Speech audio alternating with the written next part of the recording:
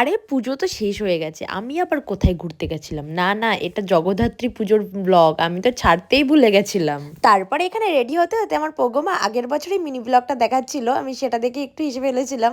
আর আমরা ঠিক বাড়ি থেকে বেরিয়েছিলাম রাত ৯টার সময়। আরও স্কুটি নিয়ে বেরিয়েছিলাম। আমি তো সোলো ড্রাইভ করে চালিয়েছিলাম। আর আসার সময় আমার অবস্থা প্রচন্ড খারাপ হয়ে গেছিল। তো ওইসব বাদ দাও। আমরা প্রায় ঠাকুর দেখতে ঢুকেই গেছিলাম। আর তোমরাও দেখে নাও কি কি ঠাকুর দেখলাম আমরা।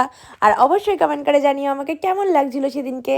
আর আমরা কিন্তু কৃষ্ণনগরেই ঠাকুর দেখতে গেছিলাম। আর কৃষ্ণনগরে বুড়িমা যেহেতু প্রচণ্ড জাগ্রত, তার জন্য আমরা প্রথমেই চলে গেছিলাম বুড়িমাকে দেখতে।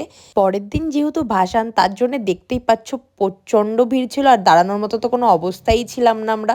আর বুড়িমাকে দেখার পর বাদবাকি যেসব মেন মেন প্যান্ডেলগুলো ছিল সেগুলোই দেখতে চলে গেছিলাম। যেহেতু এখানে প্রচুর প্যান্ডেল হয়েছিল, নেই প্রায় ৩০০টা মতো। অত দেখে তো একদিনে সম্ভব না, তার জন্য একদিনে যেটুকু পেরেছি সেটুকুই দেখেছি। আর এটা থাকছে পার্ট 1। পার্ট 2 দেখার জন্য